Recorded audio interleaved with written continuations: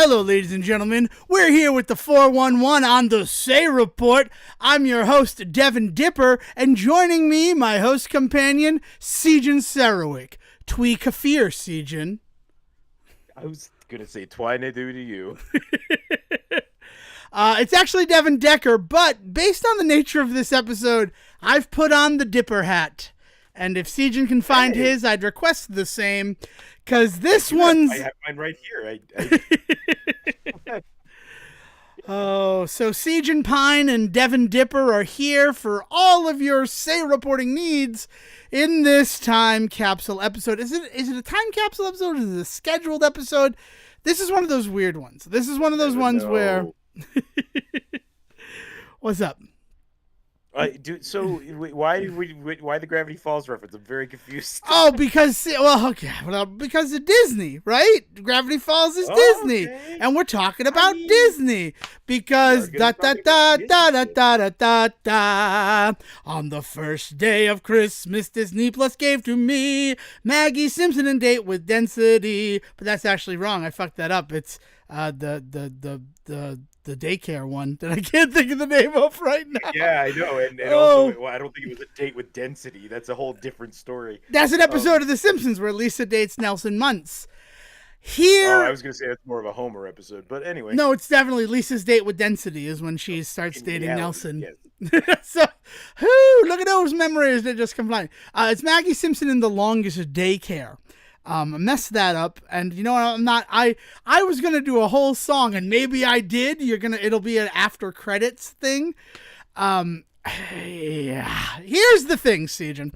I'm very excited about this episode, or rather, I was very excited about this episode before I feel as if I fell into a gelatinous ooze that sucked me in and made me part of the Disney machine, hence the Devin Dipper of it all.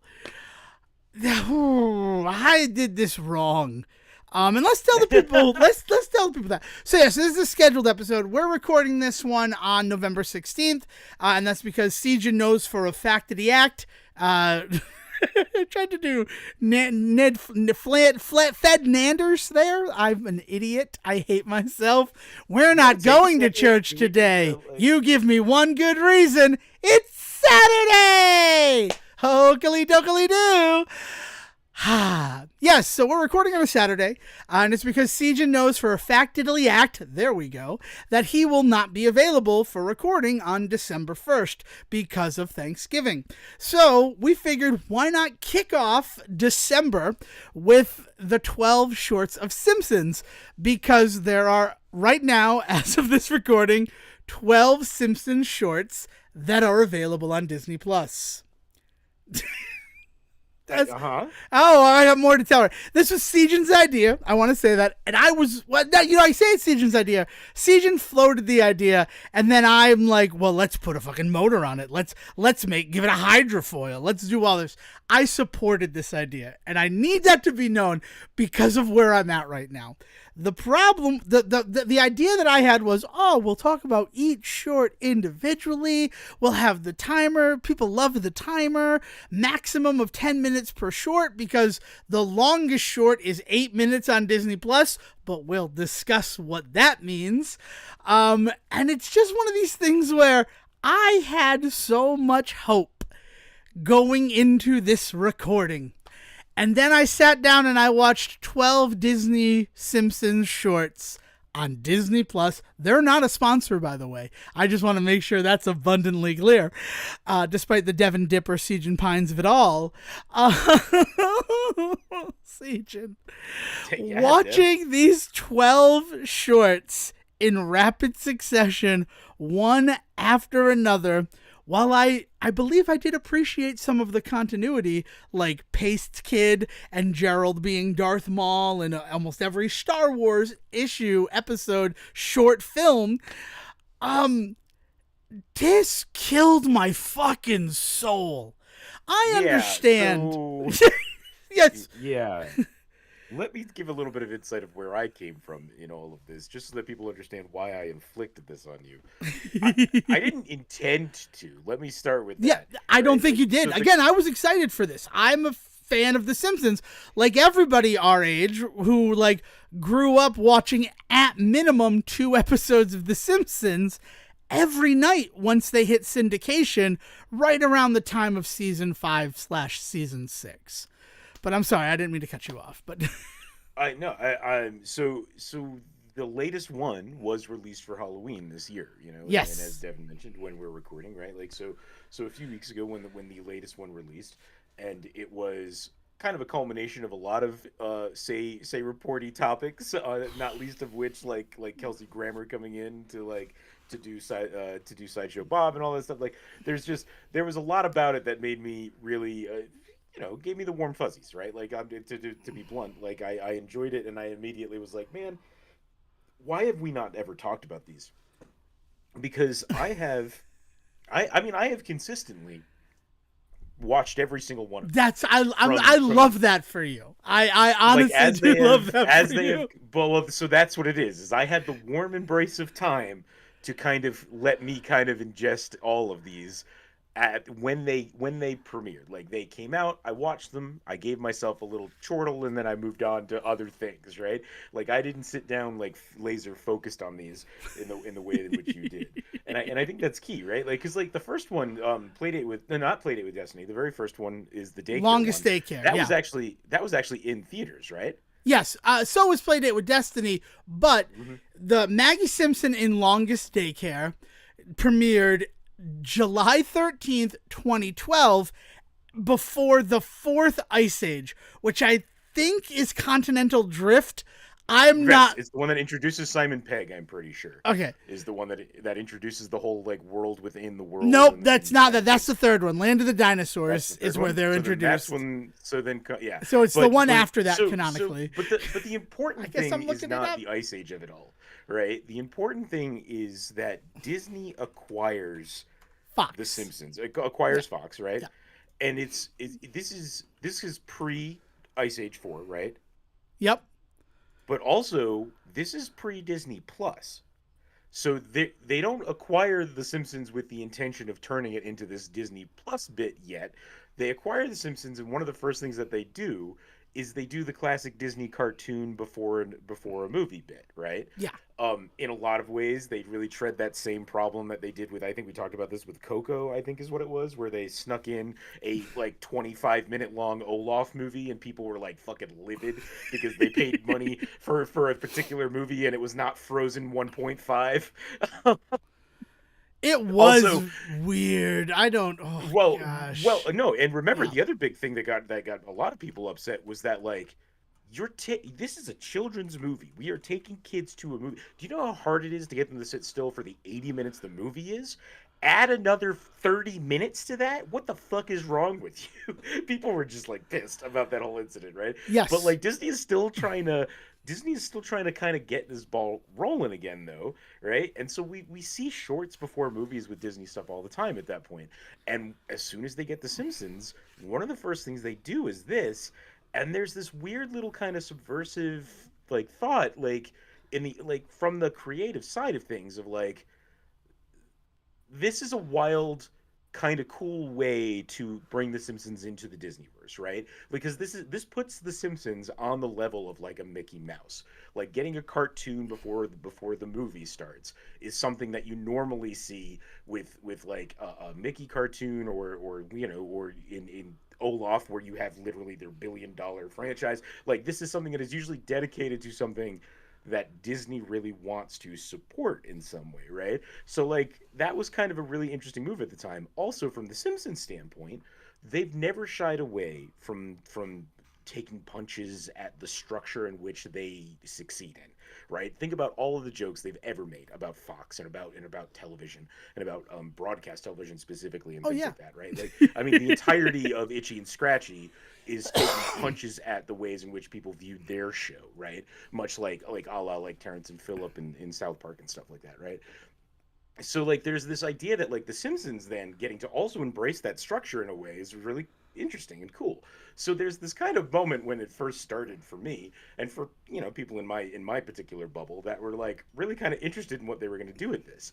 And so over time, watching the way that these things have evolved, because you then have the introduction of Disney Plus, and then these things start to feel a little bit more like forced commercially, right? Like, and then eventually you get to the point where that's being somehow you saying these seem forced commercially does not even touch what these felt like watching them and consuming them one after another. And then I think the third phase, the important phase to remember, is that then they become expected. Yes. Whenever it's a holiday, whenever it's a big event movie, whenever something is coming out, there is now a particular group of people that expect to see the Simpsons short about it. Disney, whatever the Disney like 100 anniversary is, that they then also they were like, well, where's the Simpsons short to go with it? Oh, sure enough, there it is. Like, so we have officially moved even past the idea of we're forcing this down your throat to the phase of now it's all you want to eat. so that is where I think we currently live with the Simpsons shorts. But that is where I am at with these, as somebody that experienced them in a very different way over time. I still happily consume them, but even I need to come to the same kind of conclusion that you did, that like at some point you realize how kind of soulless they have become. Yeah, and that's really okay. So first of all, I have a bit of a reputation on this show. I don't think I have it in real life. I was a Disney Devin in high school. That was a nickname that I had. But I definitely have developed, as time goes on, a bit of a reputation for hating Disney. Now, I want to say, I do love The Simpsons. I'm a big fan of The Simpsons. I used to be able to do Trash of the Titans the entire episode. We have a Simpsons movie episode, and it is because of the success of the Simpsons movie that Fox begins that initial animation on Longest Daycare, right? Oh, people want to see The Simpsons in movies. Let's do a short film featuring The Simpsons. Doesn't come out for 5 years, but like that's just a way of the things that happen. And animation takes time. We can all accept that animation takes time. But to consider the most wonderful time of the year, which was released, as Sejan said, this year, it was on October 11th, like to call that kind of soulless, and it weirdly was, despite having one of the most soulful voices in animation be like the main push and punch behind it. Do you know what? I'm pausing. I'm doing a little bit of the Save Report thing. I know it's a time capsule. I know we try to be more focused on these. The season finale of Frasier Boston Season 2 premiered 2 days ago, Sejan. That's what this episode could have been about. But no, we're talking about the 12 shorts of Simpsons. I think we can talk about that for a moment, right? Yeah. Like, I don't think it's any... I think it's part of the whole math of it all that this one happens to heavily feature Kelsey Grammer in his famous role as Sideshow Bob in The Simpsons that we all remember, we all have a nostalgia and a love for. So here he is singing for 2 minutes about Disney villains, another thing we have nostalgia for, released just in time for you to watch it too many times before Halloween. It is all so perfectly tactfully planned and built. Like the short is a masterclass in getting out marketing. Yeah. I mean, and I don't know when it was done. Right? We just said that animation takes time, but these do not feel like the animation took time. The fact that Longest Daycare premiered 5 years after the Simpson movie hit, like time was clearly put into that. And then the fact that it was 8 more years before Playdate with Destiny, which premiered with Onward on March 6, 2020. But then something happened in 2020.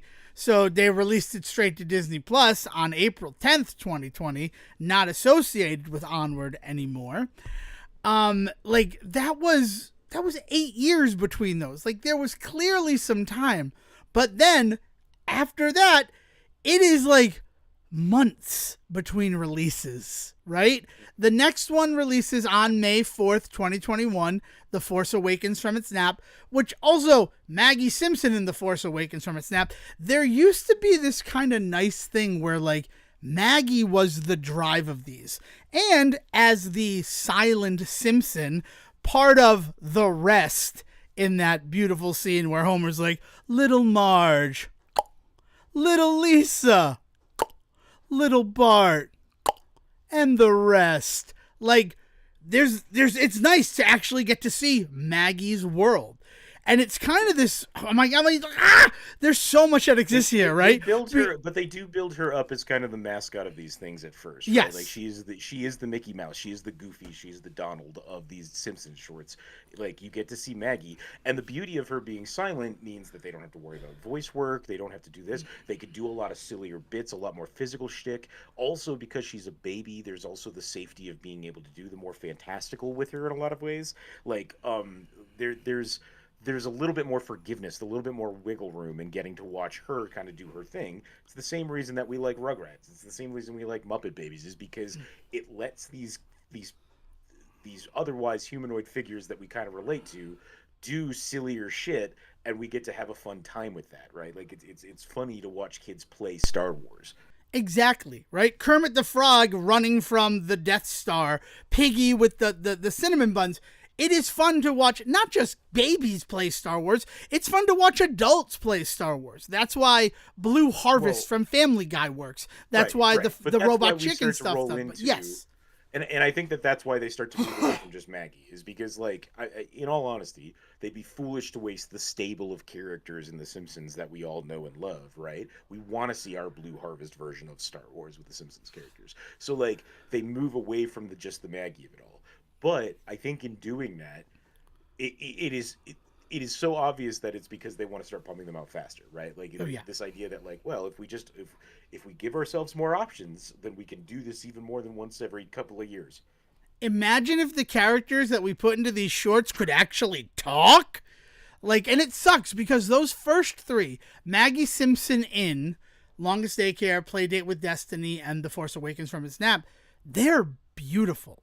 Like, my biggest complaint about Longest Daycare is, like, one too many Ayn Rand references. Like, the fact that it's the Ayn Rand daycare, I get it. I understand it. But then raggedy Ayn Rand dolls, like, okay, like, what are you doing here? Like, I don't get it. But to think about the fact, like, the soullessness that Maggie Simpson is combating in Longest Daycare, for that to become the norm of these shorts is really just kind of heartbreaking in so many ways. Yeah, well, because I mean, Disney does what Disney does, and they come in and turn these into marketing tools.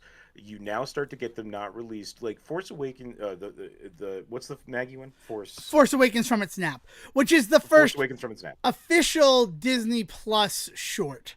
Like we're talking about that. The first one that is tied to promoting something else, right? Yes. Like, you watch that one and you instantly think, "Oh, I'm going to go now watch Force Awakens," which is also available now on Disney Plus because of their whole bit. Like, there's this synergy, or what's the line from fucking 30 Rock, right? But it's like it's the concept of just like, we are just across the board, everything is going to be about this for right now.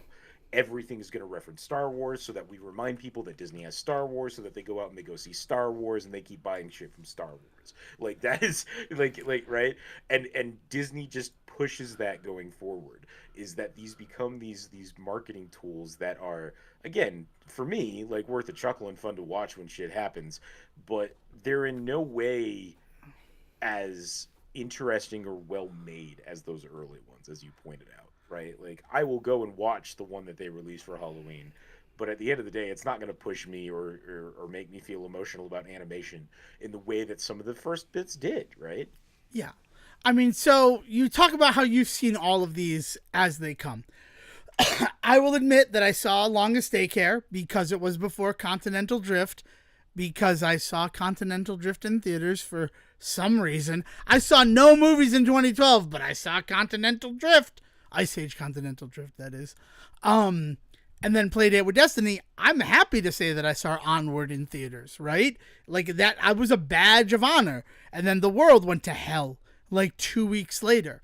So I saw Playdate with Destiny, loved it. I thought it was excellent. And I'm like, this is what I want them to be doing. And then I didn't watch one until Plusiversary. And Plusiversary was so, like, it left me feeling empty at the end of it.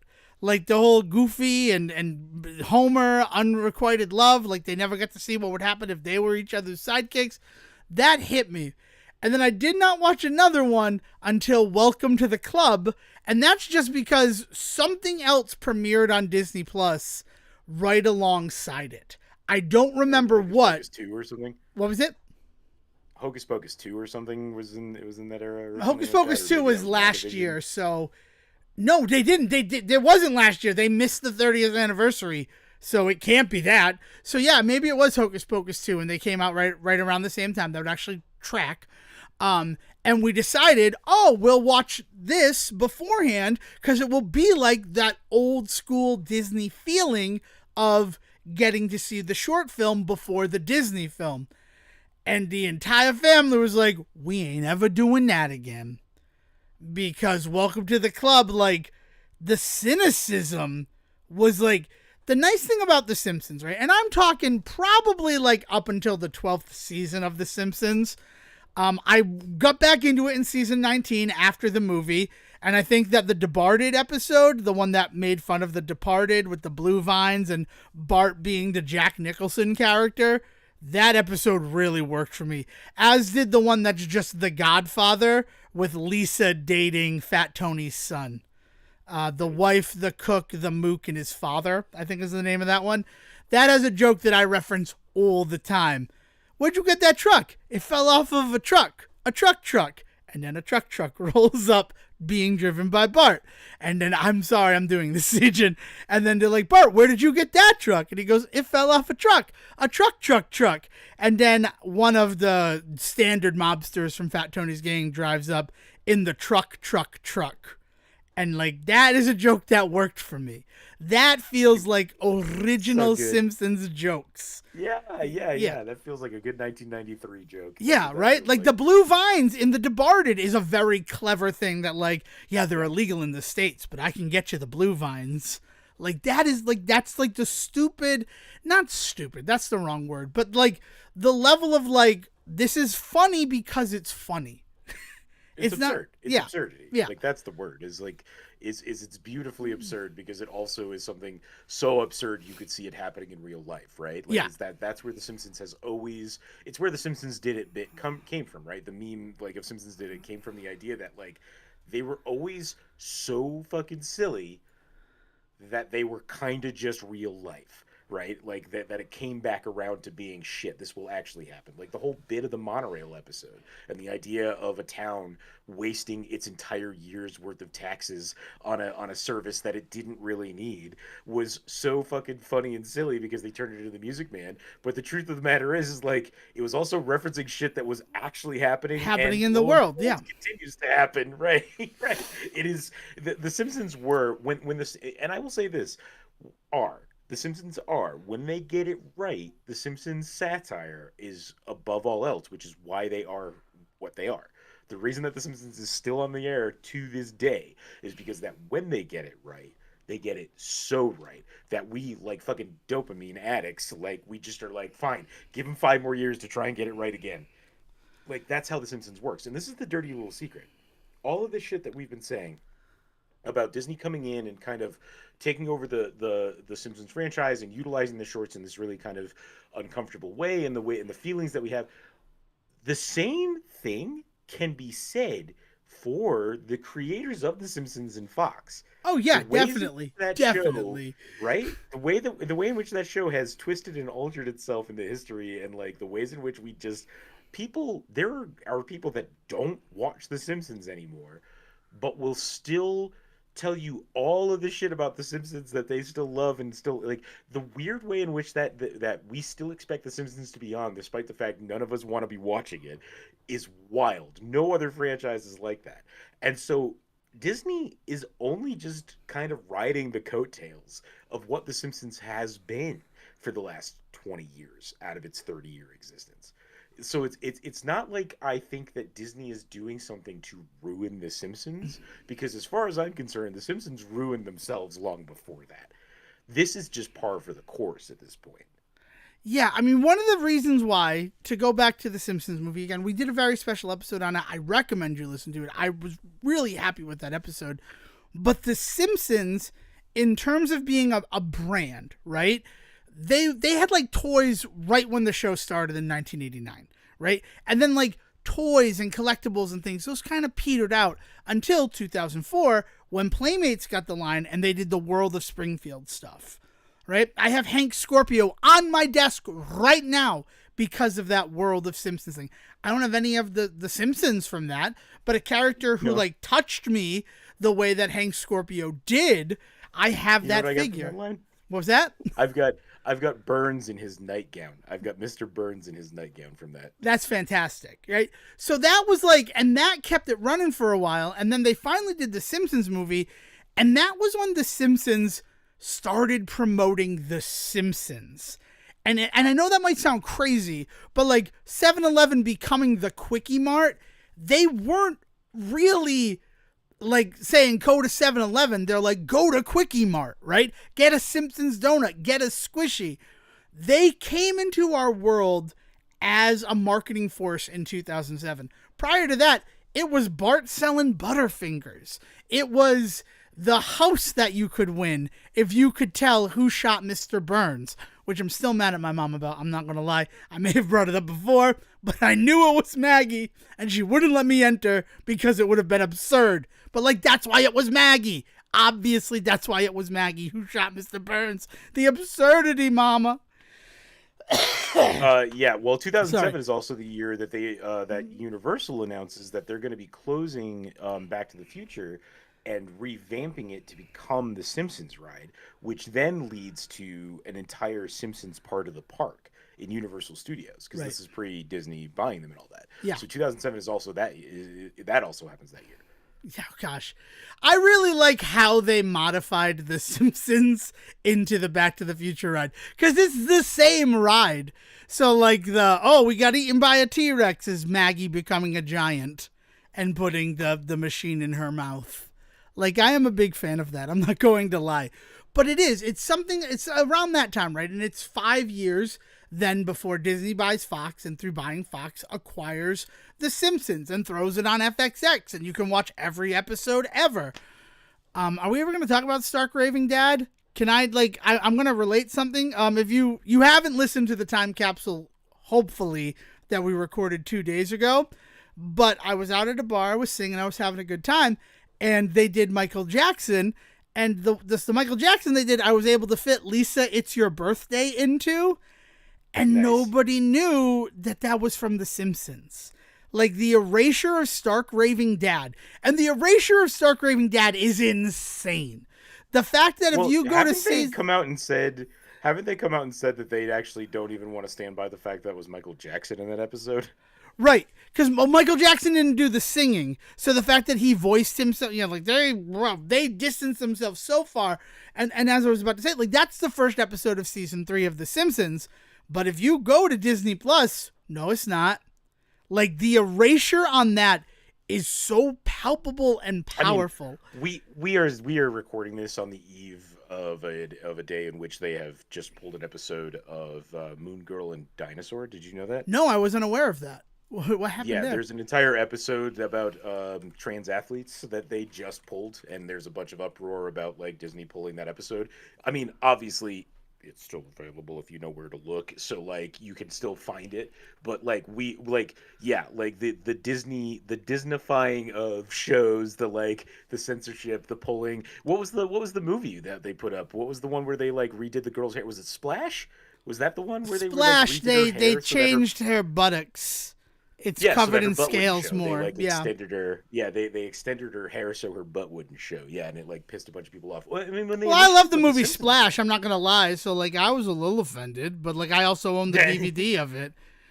I will forgive Disney Plus for that. No, I have to say this. I will forgive Disney Plus for censoring Daryl Hannah's ass in Splash if and only if they put Splash 2 on there with Amy Yazbek as Daryl Hannah's character, Madison. Yeah. And they save dolphins by, like, they steal them from an aquarium and keep them in their pool. It's a crazy movie. The fact that Splash 2 even exists is insane. You know what? Since I'm on the Splash 2 train, I'm sorry, Susan, we'll get back to it.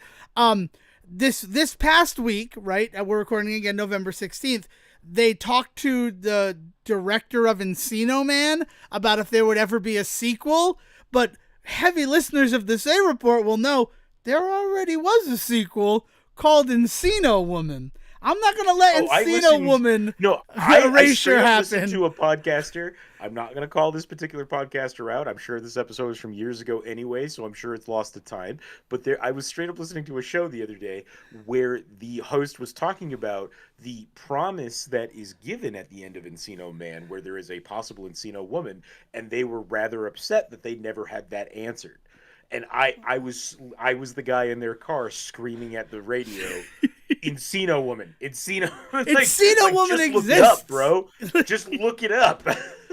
Yeah, like what? How do you think we found it here at the show? We're like, man, Encino Woman. Let's just Google that one day. It exists. Well, now we need to find it.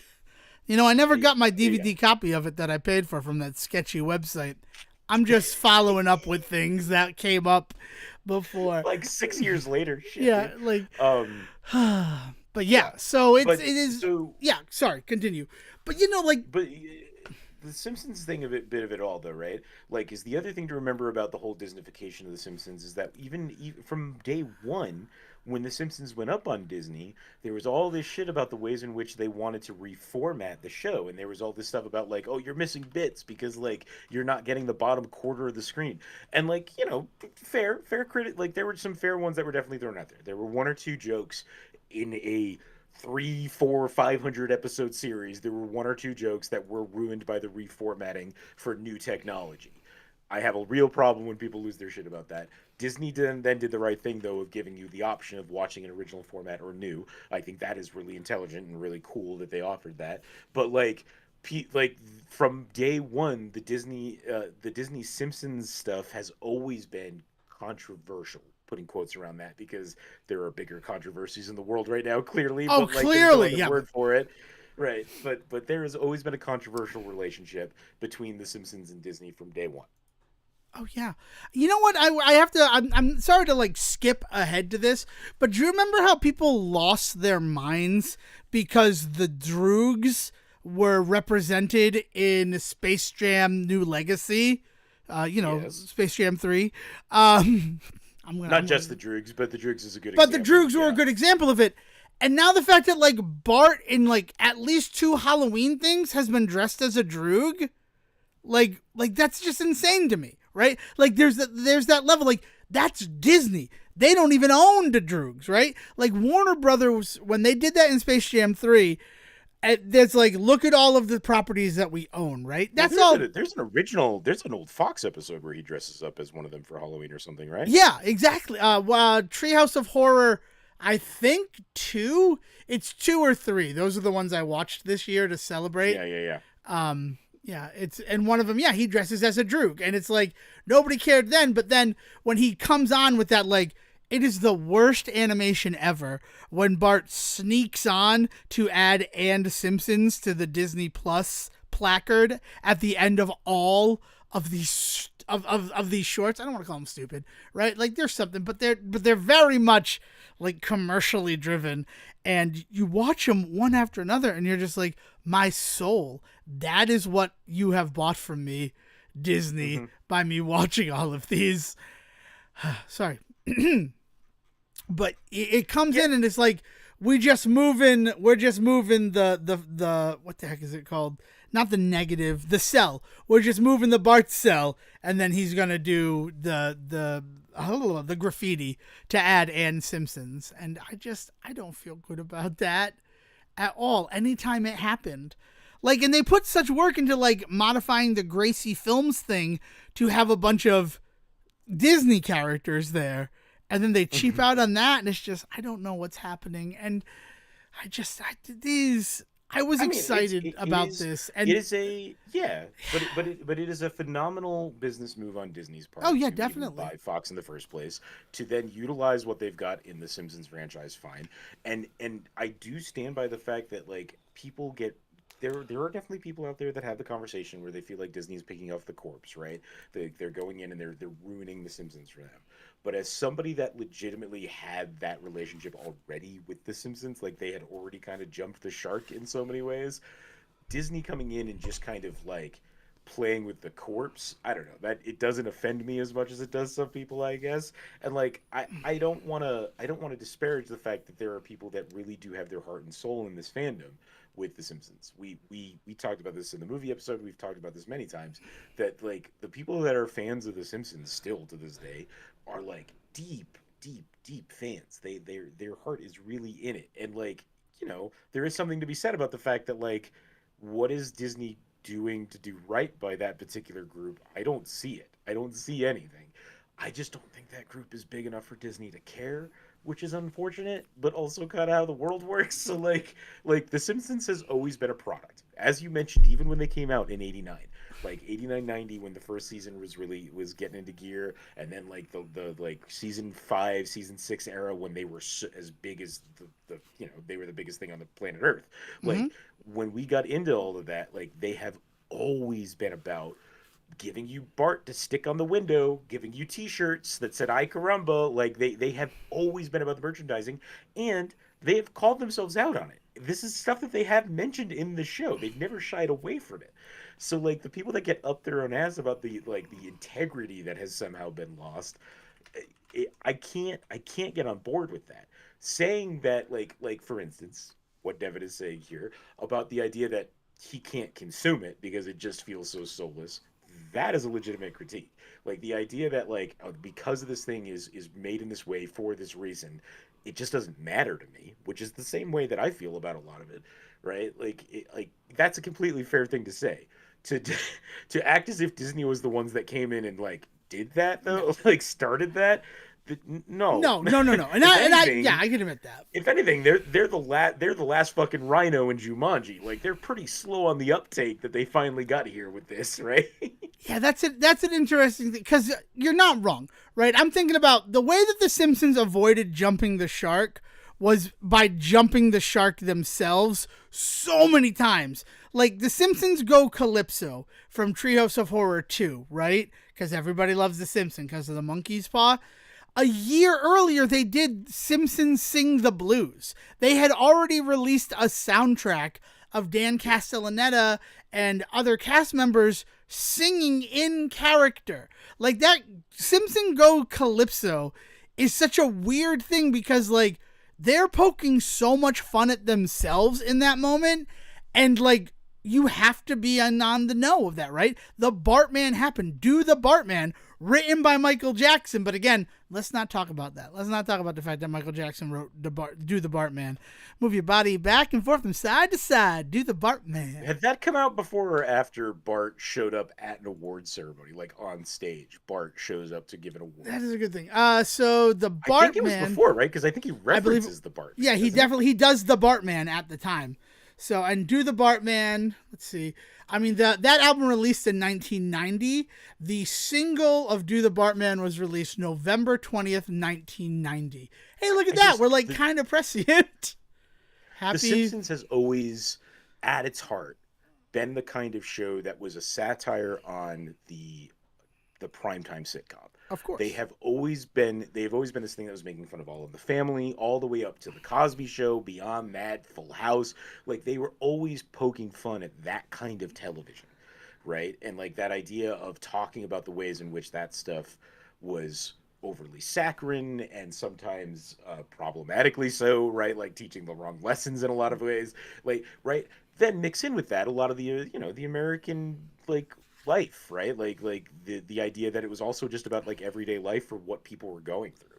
And people really latched onto that because the rest of television was saccharine and trying to tell them to get over whatever their everyday problems were. The Simpsons wasn't afraid to come in and be like, no, you got problems and we see it. We don't have answers, but we see you, we recognize you. We understand that problems exist. Right. Yeah. And like so this idea that like that the Simpsons then got to a point where it got so big that it could sell out, in a lot of ways worked for people at the time. they were happy to join and jump on the bandwagon. First of all, because there weren't that many other problems in the world. Yeah, because the 90s was a fantastic time where there were no issues in the world. Did you know that, Devin? There were no geopolitics whatsoever. I know. I was alive during the time, Siegen. It rained donuts from the sky. But essentially, like, if you were an American in like any kind of affluent area in the 90s, which was a lot of America, like, you kind of were in this place where just like, yeah, this is the worst of it, and The Simpsons gets it. And then like they sold out because they could, just like any God-fearing American would, right? Like, yep, they came at us with $2 million per episode checks, and we just said yes, ma'am. Like, that's what you did, and we all patted them on the back at the time. We've gotten kind of sick of it now, I think. I think that's a fair thing to say. If anybody out there wants to argue with me about that, I'd be interested to hear what you have to say. But, like, this is not me finger-wagging anybody or anything, just pointing out a fact that, like, I think a lot of the reason why we don't love The Simpsons so much anymore is that they've been more kind of on the side of, as creatives, they have been more kind of on the side of, you're getting literally millions of dollars per episode, per season. You're not jiving with us. You don't understand fully what we're doing, and when you act like you do, it feels preachy and weird, which is the same thing that happens with a lot of comedy. But there's this little piece of all of us that seem to just want The Simpsons to keep going that allow it to, right? And so, like, we're in this really weird place with the concept of The Simpsons as an IP, as a franchise. We're in that same weird place. I mean, we didn't really talk about this much of this episode, but maybe we should a little bit. Like, we're kind of in that same place with Disney. We're like we don't want you to go away because we all have a love for you. We all understand that, like, our kids need you in your life. Like, we want you around. We just don't know what to do with you right now, which I think is kind of where we're at with nostalgia in general now. As a show that has focused so much on nostalgia, we have been able to keep certain things alive, much like we wanted to, because our hearts told us we needed to. But now we don't know what to do with these things now that we have put them on such good life support. Disney's not going anywhere now. But now we also don't know how we feel about Disney. The Simpsons aren't going anywhere, at least for a while. But also, none of us know how we feel about The Simpsons anymore. We were so quick to buy onto this, like, nostalgia train that we didn't think about it where it was going at all. Yeah, I mean, that's a good point. I mean, like, think about what happened last year where they killed off Larry the Barfly, the red jacket wearing guy who was always at Moe's. People lost their minds over that.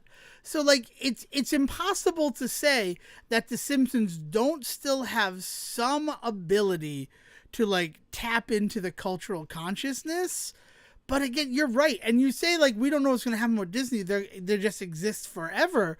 But, like, we're also watching a mass exodus from Hollywood and California as, like, they just can't afford to do it anymore. So yeah, but Disney's beyond that. One would imagine half the time Disney work is being done outside of any type of American facility. I mean, or, you know, at least out of LA. I mean, the voice work alone. Like, I don't know a single person that has worked for Disney. And we do know some people that have worked in the industry, but I don't know a single voice actor in the last 5 to 10 years. Let's say the last 5 years, because COVID really kind of kicked this into overdrive. Mm-hmm. I don't know anybody in the voice work industry that has had to go somewhere to do voice work. There are studios in every town now, and you can do most of the shit at home if you've got the right setup, where you just record your shit, you send it in, and they use it. I mean, but, like, that's how we do this show, right? No, I can't. But like, let's talk about 20 years ago. Let's talk about Shrek. Let's talk about the fact that Mike Myers has openly admitted he recorded the entirety of that movie over the phone. Yeah. This has been part of this has been in the water, right? Like, for a long time. So, yeah. I'm sorry if I'm a little distracted. I remembered that I wrote a insane post on my WordPress blog about The Simpsons in, like, 2011. It must be the 90s. I'm talking about The Simpsons. October 26, 2011. Siegen, I am copying this link, putting it in our thing, and when this releases, it is on you to remind me to put this in supplemental materials. I just love that you did this for my birthday. Yeah. But, like, the thing that I learned on your birthday in 2011 was that the 6 main voice actors, when it started, made $30,000 per episode. And then by, like, 2011, they were making almost $1 million an episode.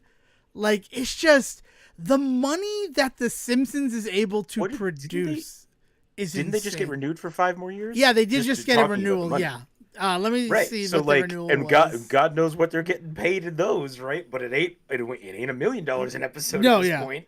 No, it is not. And I don't think they ever actually. Maybe they did. I mean, I have this article. I don't want to read it here, but like at the end of it is, I wish I'd gone into voice acting, because the total gross of the main 6 actors is just shy of $500 million.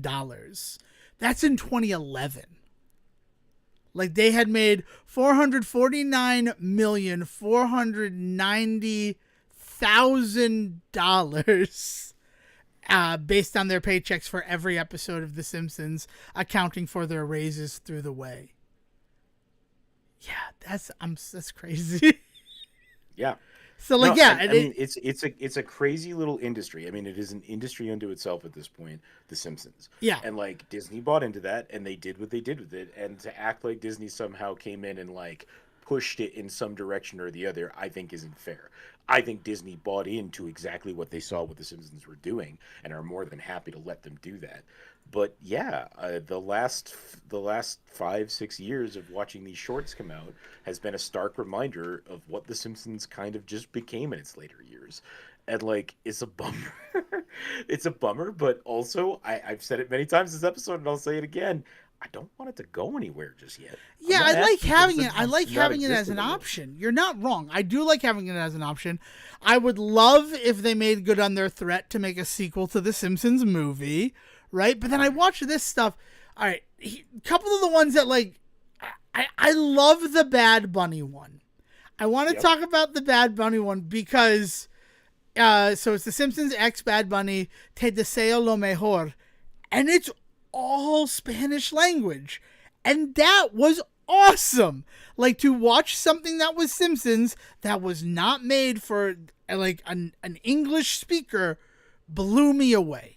That was such a cool thing to watch, but also not a whole lot happened in it. Like, it was basically this reminder that like every episode of The Simpsons can be boiled down to Homer does something stupid, Marge is offended, and the kids are either on board with Homer or on board with Marge, and then some Deus Ex Machina happens, and everything is restored to the status quo before. Da da da da da da da da da da da. And yeah, and then that being followed up with When Billy Met Lisa. Like, I mean, Billie Eilish, I've never really, like, listened to her music. I'll admit that. Except for Lunch this year. I don't know if you've heard the song Lunch by Billie Eilish. We're big Billie Eilish fans over here, so you're barking up the wrong tree. I'm not trying to bark up any tree. I'm not trying to start controversy. But, like, that Lunch song, the only reason I heard it is that I heard it on the radio, and I'm just like, oh, this song. This is going to upset the Parental Television Council, whoever that is in the music industry. And, like, I heard it the first time completely unedited. And then I heard it the second time with, like, some radio edits. And it was just like, those make this song somehow worse, more graphic than it was before. Yeah. Not that I have any issue. I don't want to seem like a prude or anything like I thought it was clever. Like, the wordplay in it was very clever in that. But, like... No, Patton Oswalt talks about that, where, like, when you try and censor dirty words, it just always makes them sound even grosser. Yeah. Like, that's a bit that, like, yeah. Because your mind's going to fill it in. It's the monster issue in reverse. A monster we build in our head is always scarier than the inevitable reveal in a horror movie. Right? Did I tell you when we went home, all my dad wanted to talk about, my father of I think going on 70 years soon, like, all he wanted to talk about was fucking Chapel Roan and Billie Eilish. He's like, the Billie Eilish stuff, like, we could pay to go to Europe and see her in Poland for about the same prices that we could pay to see her in New York. You want to go to Poland to go see Billie Eilish? I don't know, Sijan. Maybe it's time for you to go to Poland. Oh, man, yeah. No. I think that there's one more level deeper that we do need to go with all of this. Oh, I think so too. But like for that, when Billy Met Lisa, like that follow up, like, you think about the fact that the most hated episode of The Simpsons. Do you know what the most hated episode of The Simpsons is, Sejam? If I ask you that question. I mean, at this point, no, I couldn't tell you. I don't know. It's Lisa Goes Gaga. It's the one that Lady Gaga, Stephanie Germanotta, was a guest star on, and people felt like it was just soulless. They hate it. Like if you can't sleep some night and counting sheep is not working, go down the rabbit hole. I fucking hate you for ruining the term rabbit hole for me, Sejan. Nobody knows what I'm talking about. Go down the rabbit hole of the internet's disgust at Lisa Goes Gaga. Because it is like stuff that we talk about here about echo chambers and anonymity and like what social media has wrought. And I don't think the animosity towards an episode of The Simpsons has ever reached that same peak. And I don't think it would be possible for it to reach that same peak. I mean, I say that, but like, there's always a possibility. But one of the biggest complaints about it is the fact that like, it's all about the guest star. Do you know what The Simpsons Ex Bad Bunny to Deseo Lo Mejor is all about? The guest star. When Billy Met Lisa, the guest star. The Good, the Bart, and the Loki, the guest star. So, like, it's so crazy. Even the latest one we talked about, the entire thing is about having Kelsey Grammer back. Right. Like I was saying earlier, it's no mistake that they bring him on to do this bit in the middle of Frasier the revamp being where it's at right now. Like Frasier Frasier 2, Frasier Boston, whatever the fuck we're calling it. Frasier Boston is what I call it. Frasier Boston, but Frasier Boston just feels like you're just saying Cheers with more words. No, but that's the joke, Sejan. It's like CSI Miami, Frasier. It's not a joke if my grandmother thinks I'm just talking about Cheers. That's not a joke. That's a good point. Anyway, I didn't consider Sejan's grandmother. I apologize. But the rebirth of Frasier that we are witnessing is not doing gangbusters, but it's also not falling on its face, right? It's in this position now where they understand the position that they're in, that if they fight for it, they could have a pretty decent audience going forward and a few good years out of this show. So in that, yes, of course they team up with Disney to get fucking Kelsey Grammer in front of everybody's eyeballs for a month on Halloween, right? Like, so there's this idea that there's, again, this synergy that comes across everything, across all this entertainment, like, minefield of, like, weird incestuous relationships where everybody's trying to help everybody, but it's also crabs in a bucket. But, like, there's this moment of, this will benefit us if we all work together to do this thing and put Kelsey Grammer in front of everybody for 2 minutes over and over and over again. And like it is gross, but it's also, they've never shied away from talking about how this is the machine. So like, if you're okay with that, if everybody's on board, then hey, it's a good time. Like it is this wild thing that I don't think any other franchise can get away with besides The Simpsons. And no other company could get away with it besides Disney. Yeah. Right? That's a very good point. I'm sorry. I was also looking at, like, he's also consistently appeared as Sideshow Bob. The biggest hiatus from him appearing as Sideshow Bob was more than likely due to the pandemic. Because he appeared in Bobby It's Cold Outside in 2019, season 31, and then he returns in the 8 parody from season 35. And they are, it's Fox. They're no stranger to the Republican voice, but there was also a little bit going on at that time where Kelsey Grammer, I'm not going to lump him in with a bunch of other like mega idiots. I don't even think he goes so far as somebody like Tim Allen or anything, or Roseanne, right? Like two people that we have notably talked about as kind of jumping the gun on some shit. Like, but he has been very open about his republicanism and about his kind of like attitudes about certain things that has turned some people off. But like, the fact that he can do Frasier where he plays that version of himself and it's the butt of the joke is something that a lot of people I think really respect and really appreciate about him versus some other people that have also professed that kind of shit, right? He's been very smart about handling the fact that he is not necessarily the most like welcome guy in the room when it comes to a lot of this sort of stuff, right?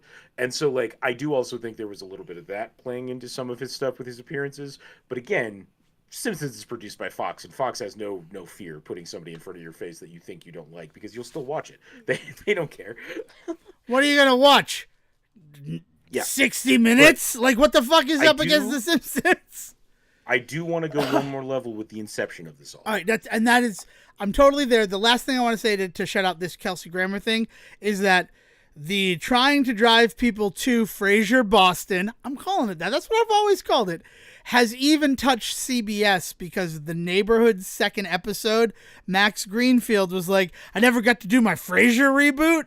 And like the room fell silent. And then one of the characters like, they did a Frasier reboot. So like, you can write that one off your bucket list. And he's like, I know they did, but it's not mine. And it's doing gangbusters. And I'm like, is it doing gangbusters? Because I think for right now's market, I think for right now's market in film and television, I think it's doing all right. I don't think it's necessarily, again, blowing everybody away, but right now it's stable, which is not something you can say about a lot of shows. Yeah, that's a good point. All right, Seaton. So as we punch into hour 2 of this 12 shorts of Simpsons Time Capsule episode, let us also punch into that third level of Inception. Are we at the beach now? Or is it that the beach part? I've seen Inception one time. This is the beach because I have no answers here. Okay. You're now just here on a beach and there is no more levels and I don't know what to tell you and hopefully you're happy here. No. You know what? I'm an asshole and I apologize to everybody, Sejan included. Why does Inception you can only go so many levels down? That doesn't seem to make any sense. And the movie didn't give me a good enough explanation. Because consciousness is only so deep, Dev. I don't know if you know this, but I don't think you have 20 minds deep worth of, well, maybe you do, but like I don't think normal people have that much going on much past like a third or a fourth level. All right, good point. Wouldn't that have been a moment, though, where they thought that they were going to wind up at the beach and they wound up in a deeper level of consciousness? And they're like, oh, my God, I guess some people have that. Well, I don't think they ever label it this, but there is a lot going on in the movie to imply things about, like, the concept of ego, id, and self. Yeah. And, like, once you kind of get past all of that, there isn't anything left. So you're literally just standing on a beach looking at the eternity, looking at the abyss. We're not getting into Inception right now. What we're talking about is The Simpsons. Yeah, we're talking about how after all of this, the important thing that I think that nobody really talks about in any of this, even Disney, because I kind of wish Disney would acknowledge this and bring this shit in. The Simpsons started as short films. Yes. When the Simpsons were created, they were created as a series of shorts for the Tracy Ullman Show. And like the Christmas episode that then became the pilot for eventually the entire series was a special based on the shorts from the Tracy Ullman Show. So this idea that they have come back to shorts and this idea that they have leaned into making fun of what the modern zeitgeist is and all of this stuff, they're just getting back to their roots in a lot of this stuff. And I think the reason why these feel so soulless is because of how much depth there are in those original shorts. Exactly. Yeah. Like, and so part of me wishes that Disney would acknowledge those original shorts, add those to the pile and say, these are the Simpsons shorts, like across the board. I understand there's business shit involved in that. Yeah. It's not just up to them to just say, hey, we own this now, although it's Disney, so it kind of is. But this idea that like they could go out and get those other shorts, put them all together and then say, hey, we're producing more, which is what they've done with a lot of the other Disney stuff, right? There's new Mickey cartoons all the time and shit like that. But like this idea that they could kind of acknowledge the whole history of the idea of the Simpsons as shorts. But I think, to your point, Devin, they don't want to do that because what they're making now is not nearly on that same level, right? So if you want to see what Simpsons shorts really could and should be, go back and see if you can find some of that stuff from the Tracy Ullman Show. Because, like, that's the kind of stuff that hits. And I think those earlier shorts that we talked about with Maggie, like, I think they hit a lot of that same idea. Where they're poking fun at some stuff that you have to kind of do in real life, right? Like dropping your kid off at daycare and what that kid's day is like compared to what your day is like and all that sort of stuff. But also at the same time doing a little bit of like references here and there to some stuff that's really popular right now. Not so much that it becomes a commercial for that thing, but like, you know this thing and I know this thing, so let's make a joke about this thing, like that kind of thing. So there is this like beautiful kind of precedent for the Simpsons shorts that already exists out there. And it's wild to me that in all of the conversations that you hear about the Disney shorts of it all, because it really is more about the Disney shorts than it is about the ones that across the board. Right. But that you never hear anybody talk about the fact that the Simpsons straight up started this way.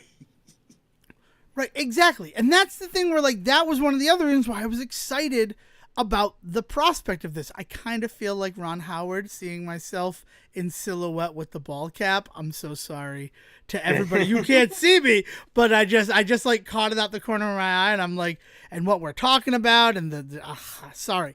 I mean, we talked about Splash, right? But no, but you're right. Like, their shorts existed before. So, like, them returning to that form, like, there is a level of excitement. That's one of the reasons why I was excited about Longest Daycare. One of the reasons I love Playdate with Destiny. I will admit that. But then look at, like, they're so good with some of the background references.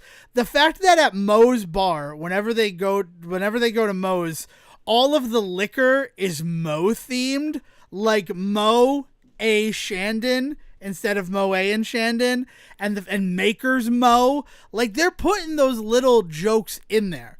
So if you want to reference the nature of the fact that the Simpsons were shorts before everything started, and it goes back as early as the one where Homer is dropping Maggie off at the Rogue Almost Won, or Rogue Not Quite Won, whichever that one is. Like, he goes into Moe's Cantina, which, again, on point for the type of joke that they're doing with Moe's. Moe is still just Moe in the cantina from Star Wars, but Homer gets a blue milk. Imagine if that had been a frosty blue milkshake, referencing the frosty chocolate milkshakes that were the prize of so many of the original Tracy Ullman shorts. Like, that would have been something. That would have felt like something. Right? The Tracy Ullman shorts, because of that, the Others parody that they did in one of the Treehouse of Horrors, I could not tell you. I think it's 26 maybe, but that is a number I am pulling out of the air I with think, no I think research. It's 25. I think it's the 26th season. Okay, yeah. So that where they like pull in like the original animation of them. I'm pretty sure it's Treehouse of Horror 25 because I think it's for the 25th like one. But if you remember, the Treehouse of Horror is off by one season. Right, because they didn't do it until yeah. So it is. Oh no, is it part of this? Guys become ghosts. No, so they don't have that. Thank you so much, AI searching the fucking internet. Apologies for my like being angry and everything about that, but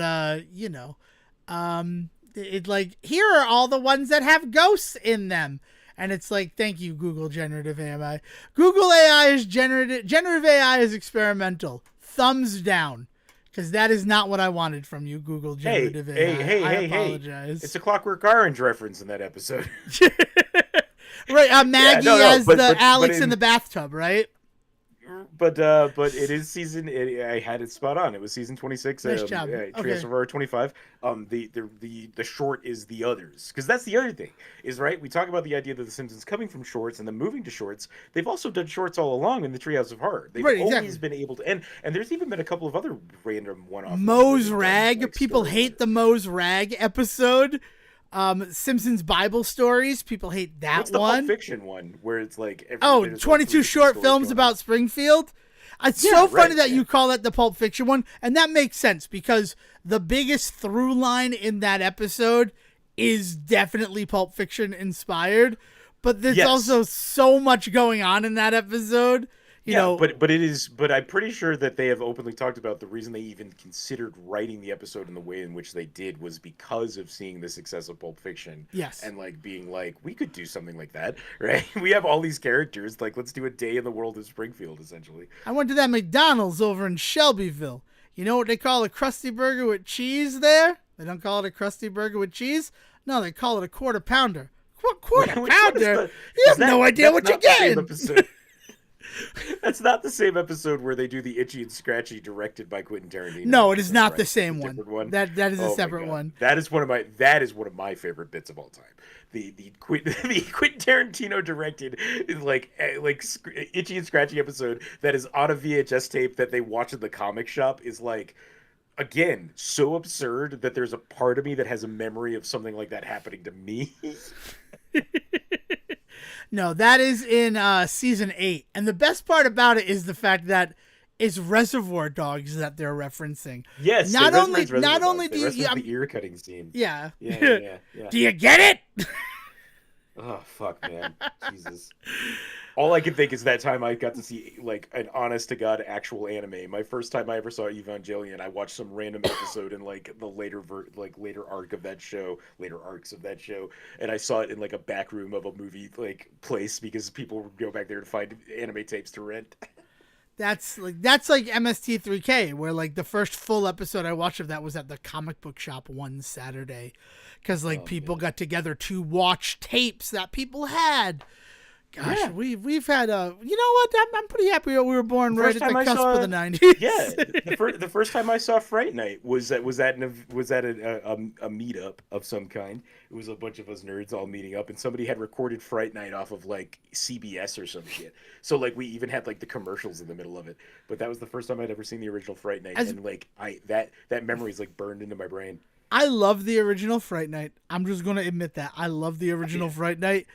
And I love its sequel. I love the fact that Fright Night 2 is Jerry's it's sister. Just Roddy McDowell, right? That's like the only one that returns, and he's like fighting a group of like girls. Yeah, exactly. But because she's Jerry's sister, like she wants her revenge on Roddy McDowell for killing her brother. But then like the kid and everything, like they don't bring back anybody else. And all of that. And actually, if you do go to the World According to Devin WordPress blog that we're sharing with the dropping of this episode, you can see how much I liked the Anton Yelchin remake of Fright Night because of one moment in it that was so visceral. It made me feel alive for the first time in a movie theater for like years. Moment? What? Was it the gas pipe scene? Because that scene is one of the most frightening scenes in cinema I have ever seen. No, that gas pipe scene is pretty good. It is, spoilers for Fright Night. If you haven't seen Fright Night 2009, I think it was. It's either 2009 or 2011, right? Anton Yelchin, Colin Farrell, fucking David Tennant. David Tennant is Roddy McDowell. Tennant comes in as the Roddy McDowell character. They drink Midori in it, and it makes me think of you, Sejin. But Christopher Mintz-Plasse is to give him his due, like coming in as the friend turned frenemy there. Yeah, no, it's so good. So the Fright Night remake, I believe it's 2011. Yeah, Anton Yelchin, Colin Farrell. It is spoilers for that. If you haven't seen it, stop this episode. That's supposed to be about the 12 shorts of The Simpsons that are available on Disney Plus right now, and go watch Fright Night 2011 the remake. It's probably on Disney Plus just because of how the fucking world works. Fucking scary. It's really good. This is not a dumb movie. Like the first one is dumb fun to me. Like, the prosthetic work in it is phenomenal, but overall it's very silly, like 80s fun. The remake is a legitimately scary movie. Yeah, I love the remake, and I had to see it in 3D because they did not have it available in 2D at any of the local theaters. So I was forced to see it in 3D. And here's the spoiler part. So if you haven't seen the movie, I'm still telling you, stop it, because this is the best moment in the fucking movie.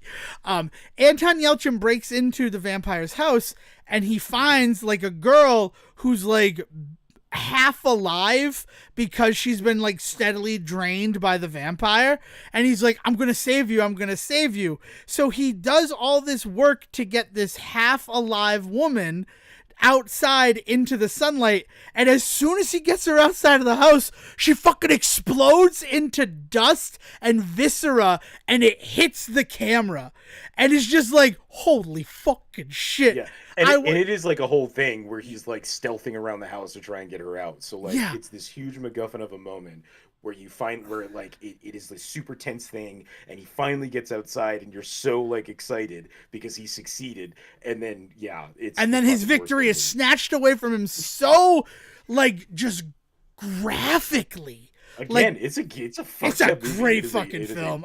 Colin Farrell's getting all the credit for the Penguin right now. Go watch Colin Farrell be Jerry the Vampire. Go watch Colin Farrell do anything. Yeah, but this is just another example of him being fucking awesome. You know what? I also just fucking remember, just clocked. I feel like an idiot. They're doing the final season of What We Do in the Shadows, and they revealed that they had a fifth roommate, and his name is just Jerry the Vampire. And that's a Fright Night reference, and I'm an idiot for not getting it until just now. Okay, we've been talking about Apologies. Fright Night for longer than we've talked about some of the shorts in this whole And series, so I yeah, think we might be at the end. so I guess the thing that I want to talk about in terms of this, right? Welcome to the Christmas season. We have a lot of other things that we're planning, but I do want to talk about, like, I clocked the length of all of these on Disney Plus. One, because at the time I was planning on talking about them for 10 minutes each. And giving them their due, and then I watched them, and my soul, like, literally, it fled out of my body. It was the weirdest experience. But the longest short, right? At home, pause it, guess which of the shorts is the longest short, and then come back to the show, and we'll tell you which one it is. Welcome back to the show. The longest short is The Good, the Bart, and the Loki. But it's actually not that long.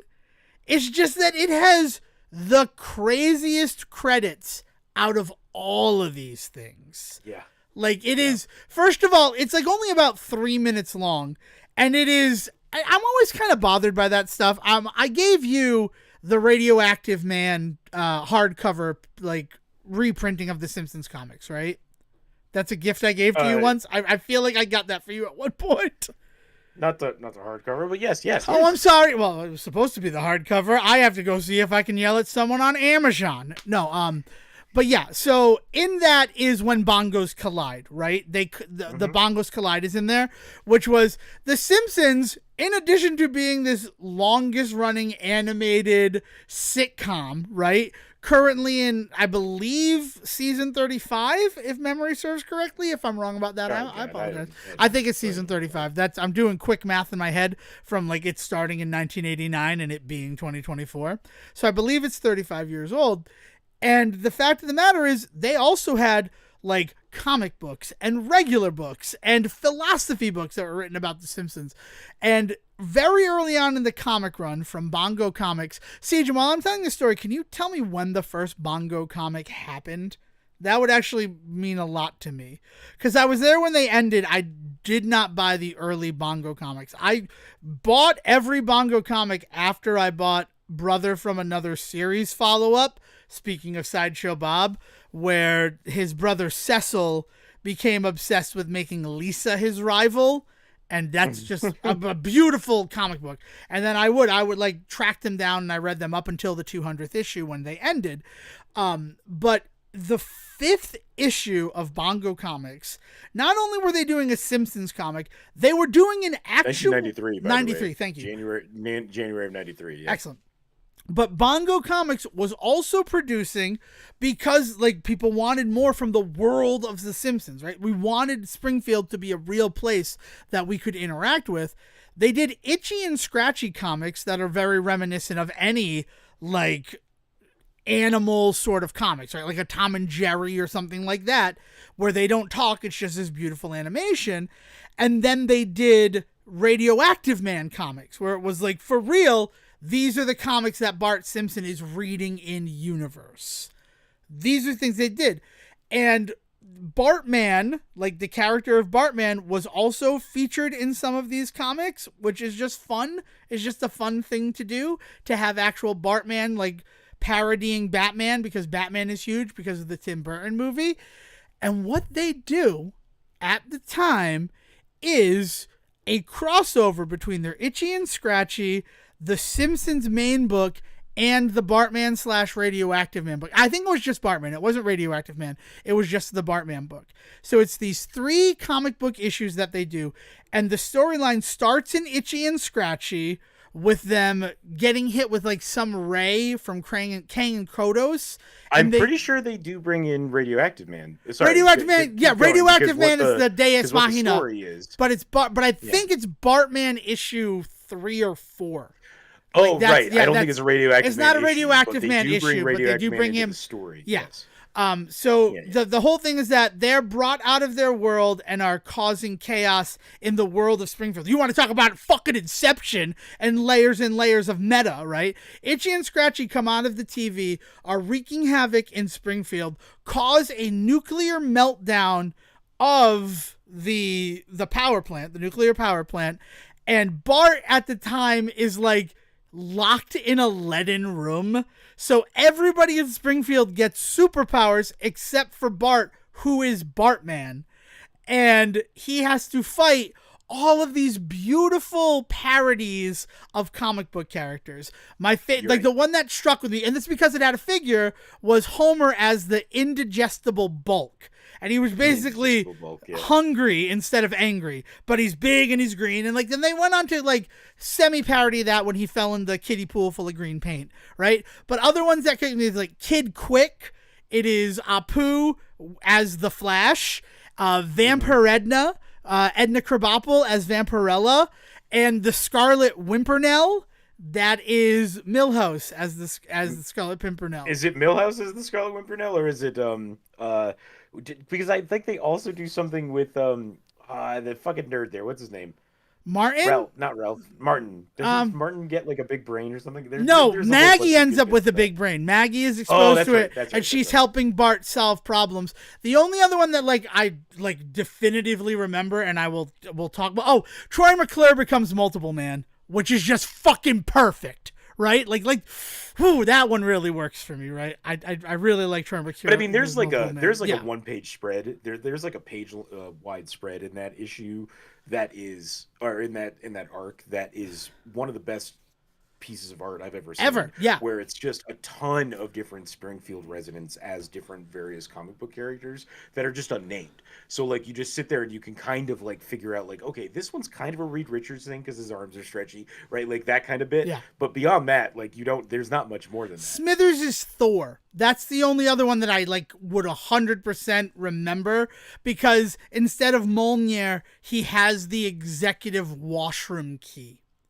Right. And he spins it around and throws it and flies like Thor. I don't remember what his name is or anything like that, but the image of Smithers with the executive washroom key is something that is in my head. In like the old Thor art with like the extra hard lines to make it look like there's Bongo Comics was really producing something, and that I guess like that's an important. It's a weird thing to bring up as we talk about these shorts, but like. They were also commercial. They were also marketing. But like the first issue of the Simpsons comic parodies the cover art of the first issue of the Fantastic Four with Homer as the giant monster coming out of the ground. Like they really cared about what they were doing. There was care and there was stuff put into it in the 90s, right? And now like that, The Good, the Bart, and the Loki, as a Loki story, was pretty good. But I was like, I understand why Barney is suddenly Tony Stark because of the alcoholism. I understand that.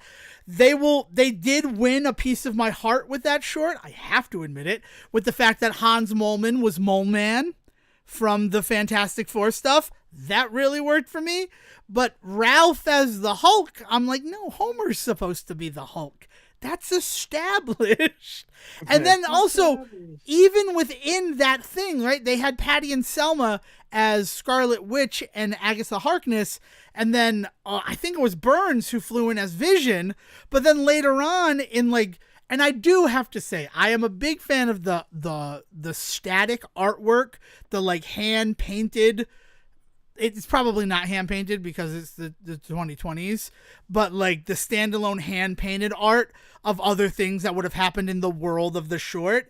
And it's Maggie watching a recreation of WandaVision, and it's Kurt Van Houten and I don't know freaking Milhouse's mom's name off the top of my head as Wanda and Vision in this one where they're doing the like magic stuff. And it's like I would have preferred that if it had stuck with the people who showed up as Scarlet Witch and Vision in the actual episode, right? Like, it's just like, that's one of those examples where I point to it and it's like, see, that seems a little bit lazy. What they do with Marge's hair in the original ones, where like you see her go through a door and her hair like becomes compressed as she goes through and then pops back up. On one level, it's how Maggie is interpreting her mother, but on another level, it is like showing us the physics of how Marge's fucking hair works. Right. And I like that. And I like this. So I want to make sure, like, we've been kind of rude to the shorts, and I've said, but like Maggie, the fact that she pulls out her pacifier, extends it, and that's her lightsaber in two of the Star Wars commercials they did featuring The Simpsons. I liked that. That really worked for me. like there's stuff in it that is, but like that's The Simpsons, right? The cold hard facts of this episode, looking at the 12 shorts of Simpsons to kick off December 2024, is that they are always kind of hit or miss. There are always going to be those moments that you love and that stay with you forever. You know that there are ghost cars all over these highways. CJ? Homer, are you just holding on to the can? What? Oh, that was an episode of Dr. Odyssey? That's right. Dr. Odyssey made it into this episode somehow. They had an episode of Dr. Odyssey where a woman was treasure hunting and she found a coin and she went in to get it, and then the rock shifted and her hand was stuck, pinned beneath a rock. And literally the solution was the same solution of, Homer, are you still holding on to the can? Like, if she just dropped the coin, she could have pulled her hand out. Like, then I'm just like, that's what this episode of Dr. Odyssey is doing? This, like, season 5 episode of The Simpsons bit? And I said that as soon as it happened, and I'm like, ma'am, are you still holding on to the coin? And then for that to be the actual resolution of that episode of Dr. Odyssey, like, Simpsons did it, right? Like, that is a phrase. And unfortunately, with most of these shorts, I just don't think people are going to be saying Simpsons did it about the stuff that is on display. Yeah. And I think that's my final thought here, Siege and Pines. I'm hoping for the shotgun effect. I'm hoping that because they're producing these so often and with so much like kind of just carefreeness, like I hope that eventually one of them hits me again, like some of the earlier ones did. But we'll see. I mean, I guess I will make a promise right here, right now, in this episode of the Say Report. I will watch for 2 years as they premiere. And we can talk about them on the show as they premiere or anything like that. And I'll see if not sitting down, Clockwork Orange style, and being exposed to all of them in rapid succession with like my eyes pried open with toothpicks, if maybe there is still some joy to be found in them. Yeah, and what I'll say is, like, go on a hunt for those old ones. Like, definitely. If you're feeling that itch and you want to see what the potential is for what these could be, like, go see if you can find some of those old ones. Because, like, the way that The Simpsons started and those early seasons of that show, like, we've said it before, we'll say it again. Like, The Simpsons rocked at one point, and like at some point they lost the thread, and that's okay. Like, that just kind of happens to this shit. Yeah, I mean, even Days of Our Lives had to resort to a threesome as soon as it was off of broadcast television in order to keep eyes on it. So okay, you just want to keep talking about Dr. Odyssey. I don't want to keep talking about, oh my God, though I saw the promo for Dr. Odyssey. So here's the crazy thing. I saw a promo for an episode of Dr. Odyssey that's going to air. Done after 4 episodes. I'm sorry. I saw a promo for an episode that's airing 5 days from now that is about Avery, Philippa Sue's character, being pregnant. So the only logical explanation has to be the fact, Sejan, that it happened during the forbidden threesome that the medical department on board the Odyssey had.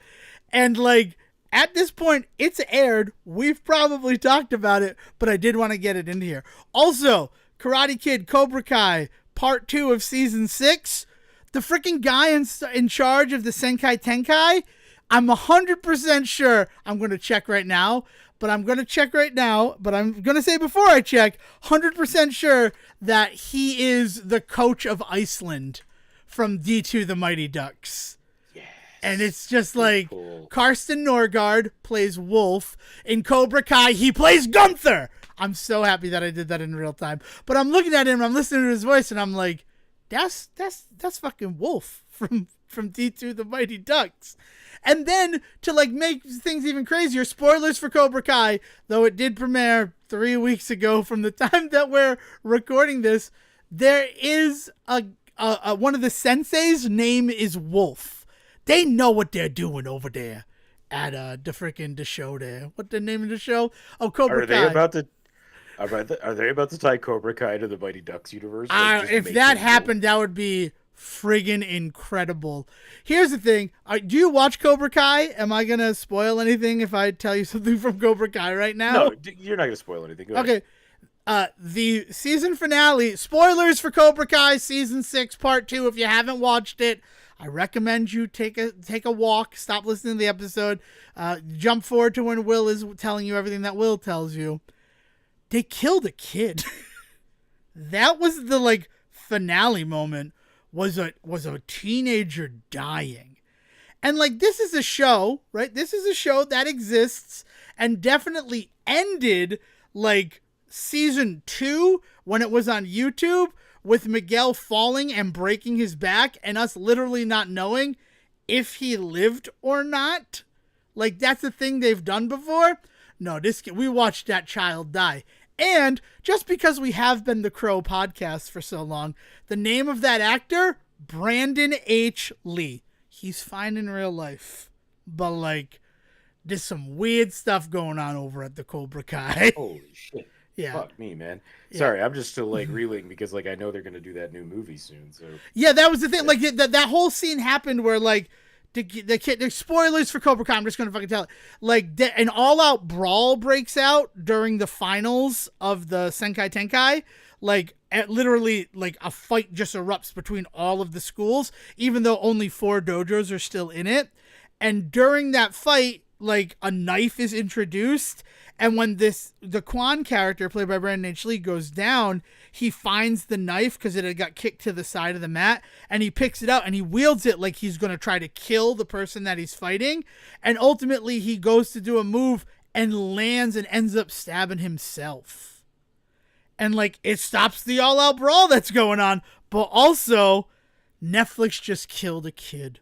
Also, do we want to talk about the Paul Tyson fight here, so we don't have to talk about it tomorrow? No, okay, good. What are you doing? Why would we do this here? It's just fun. I'm just having fun, Siege. I'm in a mood. I'm in a good mood right now. This Simpsons thing brought me very low, but then it also allowed me to build myself back up. So I thank you for that, Siege. And this was fun. Looking at these 12 shorts of Simpsons, as soul destroying as it was, there was some fun there, and I'm glad that I was able to have fun with The Simpsons again. So thank you for floating it, and thanks you to the listeners to listening to this incredibly crazy time capsule episode that's kicking off December 2024 at the Say Report. Anything else that you want to say, Sejan, before I jump into my spiel? No, do it. All right, cool. So Sejan keeps mentioning the Tracy Ullman shorts. We have a Discord, and if I'm able to locate any of those Tracy Ullman shorts on the internet, I'm sure some of them are on YouTube, or there might be a resource there. They're going to be in our supplemental materials channel in our Discord. And you're sitting there thinking, Devin, how do I join the Discord? Well, it's pretty easy. You just go to us on social media. Right now we're on Facebook, X, formerly Twitter, and possibly some more, right? But you've been listening to episodes. So go to where we are on social media, and there is an invite to our Discord right there. We would love to have you. And if you're not a social media person, and honestly, in the wake of what happened in November, I get it. You can always send an email to us directly. It's thesayreport@gmail.com. And you can request an invite to our Discord that way. Or if, again, you don't want to like be part of a group, and again, I understand it, right? Siege, and you understand it, right? Maybe if you want to like be insular for a while. Yes. Yeah. I have a specialist I talk to about exactly that. Yes. Oh, okay, cool. Congratulations. See, Siege's not afraid to share. That's an important thing to know, right?